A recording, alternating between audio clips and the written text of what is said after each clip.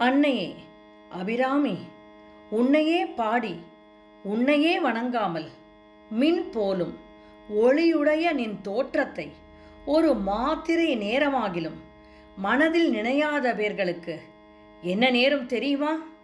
அவர்கள் கொடை குணம், சிறந்த குலம், கல்வி குணம் இவையெல்லாம் குன்றி வீடு வீடாகச் சென்று ஓடேந்தி உலகெங்கும் பிச்சை எடுத்து திரிவர்.